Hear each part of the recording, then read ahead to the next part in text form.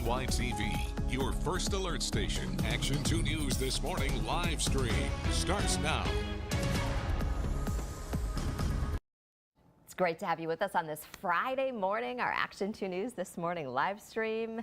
You can guess what we're talking about. We're hanging out with Pikachu today. Yes, it is National Pokemon Day. That's right, the 30th anniversary of Pokemon, and it has taken over the world here. And we have an awesome story to share about it, and Emily Byer joining us this morning. Now, this started off, Emily, is not an awesome story, and then it turned into something so special. And our live stream producer Garrett, who has off today, Yes, I know. the one day he's got off, He's celebrating. He is definitely celebrating. He recognizes the day. It's a holiday for him. And he had a huge part in this story. Yeah, so he was the one who told me about this, and I was like, you know what? Say no more. There's a happy ending. The child, like everything, kind of comes together. It's so perfect. I'm like, I'm in. Yeah. So started chatting with him. He kind of told me what happened.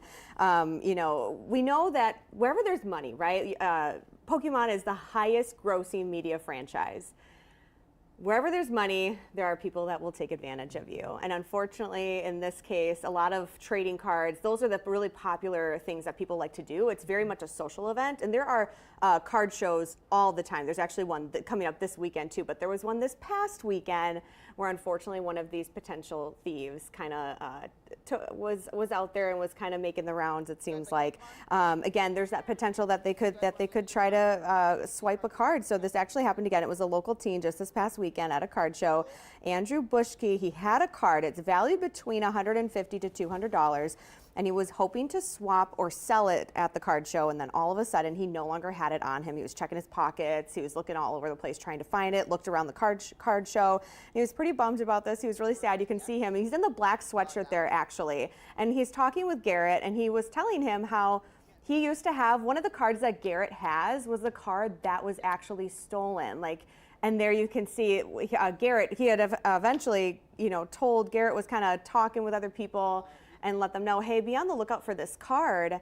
And someone got hold of it. They had bought it from someone, and they were like, oh my gosh, I think this was the card that was just stolen. And they knew Garrett was looking for it, and they came to him and said, hey, we found this. Yes, so they brought it up to Garrett. Garrett posted on social media. He had just posted, again, a little snippet from his live stream, and a friend saw it and then contacted the mom, and they were able to reunite, again, the card with the card owner, which is incredibly rare because Pokemon cards, Tammy, I know you did a story on Pokemon and scammers and how easy it is because there are fakes out there. They don't have serial numbers. Like, there is a lot that can go wrong with Pokemon cards. Oh, yeah, for sure. Is there what can you do to kind of protect yourself, I guess? Yeah, so I spoke with a trading card expert, and he essentially kind of said there's a couple ways you can when you go to these trading shows.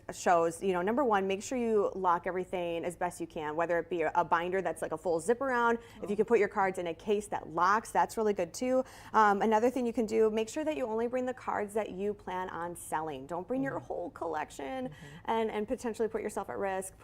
Just bring the cards that you plan on selling or swapping, and then any of your cards you bring, take photos of them front and back so you have the condition, so that if something were to happen, you come across that other card, you can check condition and those kind of things too. So but shout out to, I know you got a game here, I just want to say shout out to Garrett.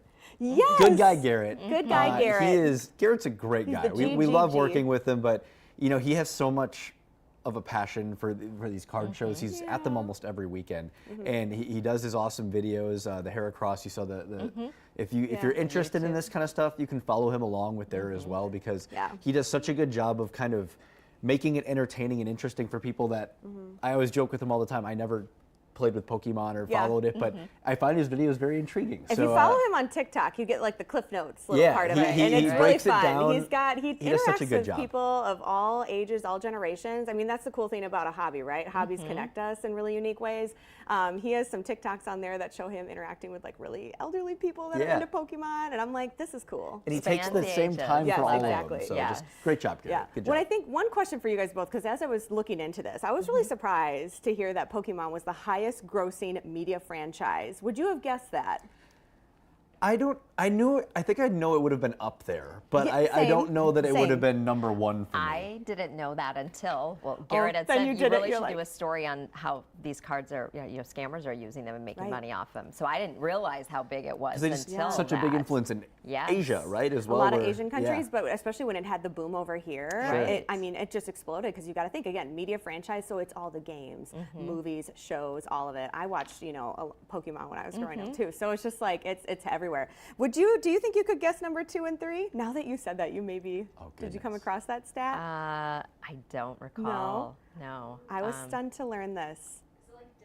That's what That Disney is on came the to list, mind, but it's not as 2 or high as 3. you would think. I immediately thought no. I would have thought Marvel. Oh yeah, Sure. Marvel. Star Wars. Yeah. Harry Potter was the other one. I was Sure. like, any of those. Those number 2 is Hello Kitty. Oh, yeah, that is makes huge. sense, though. And you know what? That makes That was sense. huge. Interesting. At around the same decades time, ago. yes, yeah, Yeah. the movies, know, the games, so, everything. yeah. Number 3, you'll never guess. This stunned me. Number 3. Number 3. It's an author. Twilight. Snoopy? Twilight. Oh, they just guessed no, but Snoopy would have Oh, been a yeah. good guess too. Okay. Winnie the Pooh. Oh. Really? Winnie the Pooh, and that That was makes my sense, I guess, that too. was my face too. I was like, oh my gosh, Yeah. little kids, like and it's everywhere. A.A. Yeah. Milne, when that book came out, everybody has Yeah, it. you're and right. It's everywhere. Wow. So it's really Shows wild. and movies I thought and- too. yeah. Barbie's Oh, like in the sure, Barbie's right. not even in the top 10. Oh, I was wow. like Okay. surprised. Yeah, very fascinating. Lots of money there, but again, that's why you got to watch yourself because that's Yeah. where people can take Well, advantage. thank you So, for tracking that down, sharing Yeah. the story, and Garrett, Thanks of to course, Garrett. who's not here. Yeah, round of applause so to him because that was fun. Yeah, really fun. All right, thanks, and celebrate Pokemon Day. Celebrate by going outside too, right? It's Oh, going to be for nice sure. and warm today. We love to see that. 28 right now. That flag's blowing in the wind, Emily, and that's blowing some warmer air our direction for at least part of the day today, right? Yeah, overall today should be pretty comfortable. Right now our visibility not perfect across the area. We've certainly seen an expansion on this area that's seeing fog. So from Anago through Wausau, through Wapaka, Watoma, you guys are likely seeing some areas of dense fog. So just take that into consideration as you're planning your day ahead. The rest of us though looking decent. Oshkosh kind of on the fringe there, Appleton as well. Closer to the bay, closer to the lake, we have a little too much wind to really sustain that fog development. Our temperatures are going to be impacted a little bit by that fog. You can see Watoma, Anago both sitting in the teens, and those cooler temperatures are because of what we call evaporative cooling. So essentially when that moisture evaporates, it leaves behind some colder air, and because of that, that's knocking our temperatures down for those few areas. The rest of us though sitting in the 20s mostly, and today we are going to turn the heat up pretty quickly. Most of us going to be in the upper 40s to low 50s, which is by no means hot or warm necessarily, but it's all relative, and we're certainly warmer than normal. Today we're in the 40s and 50s, but we do drop back down just as quickly as we rise up. We'll be back in the low 20s through the weekend, but then check out next week. We're back in the 30s Monday, 40s on Tuesday, and we remain above normal all through that next week. So today is essentially kind of a appetizer of what's to come for next week. Our wind, as I mentioned, a little too elevated closer to the Fox Valley and the lakeshore at this point. This wind is expected to continuously increase as we go throughout the day, giving us some wind gusts in that 20 to 25 to 30 mile an hour range, especially later this afternoon. So keep a close eye on maybe loose objects you may have, trash cans at the curb, things like that. Our ViperMax radar mostly clear, really just looking at a handful of flurries now in that northeastern corner of our viewing area.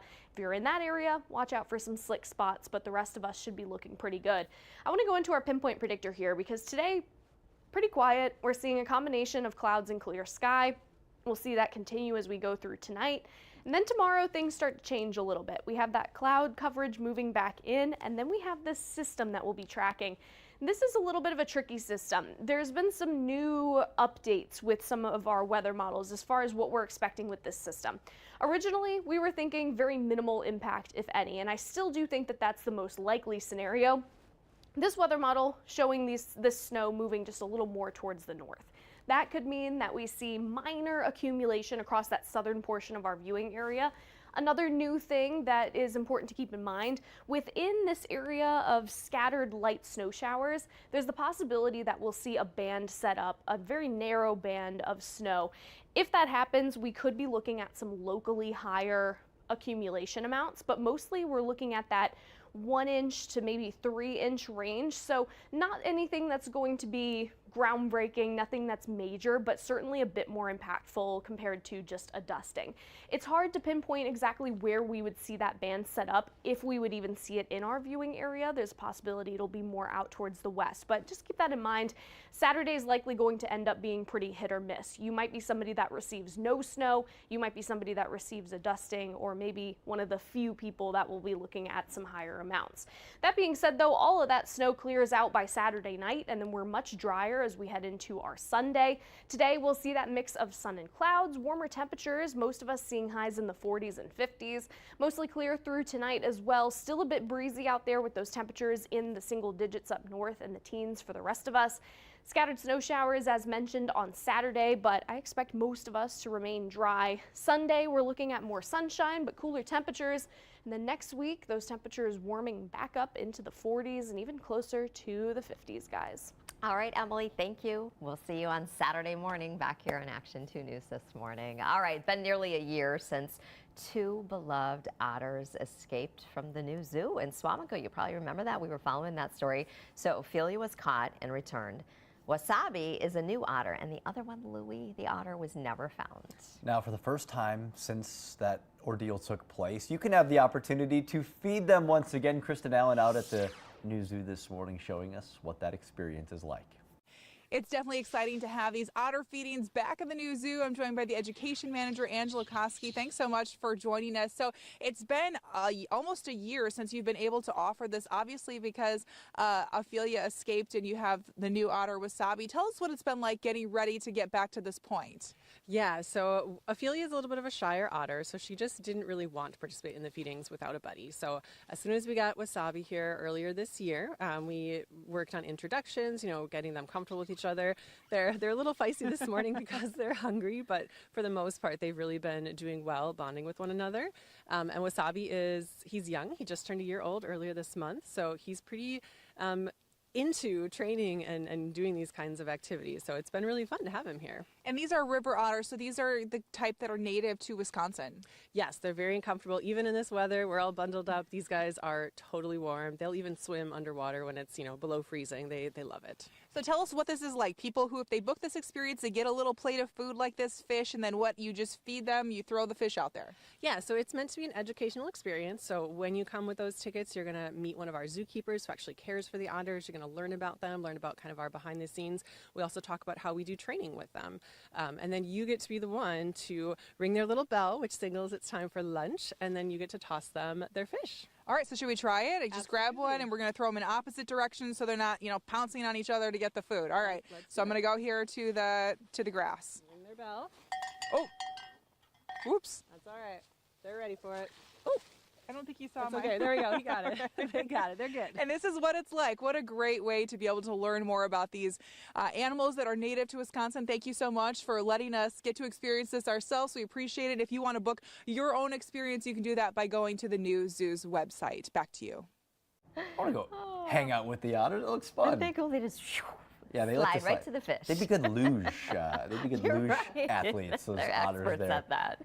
That was so fun this morning. She had a penguin. An She had an armadillo. The armadillo was just rolling around like he was Can having I a tell you a great time. quick armadillo story? Please. Do we have a moment? So we are at an Airbnb in Oklahoma, and we hear this like scuffling underneath the deck. And it turns out there are a family of armadillos living underneath the deck. They're like the raccoons Mama in armadillo Wisconsin. and the babies and like my kids, we were all just like so obsessed with it the whole time. Anyway, You don't there's get my to see a armadillo lot of story. those around No, here. So I that's was great. like, and then so we're messaging the Airbnb, and I was like, we're from Wisconsin, we don't have these, and she goes, I guess they're like your squirrels, Sure. okay, family of squirrels. They're just okay. out there. So anyway, there's my story. All right. Before we go, that's the fun part of live streams. You get those extras. I would never tell that on TV. We get to see some video right here from Florida. What's up with the cows running around? don't We had know. some on the loose in New York State. Now we're in Florida. This is the cow's owner pulling up on a horse and just wrangling it, cowboy style. That's how you do it. That's how you do it. And they got that cow returned back in the trailer there. Good job.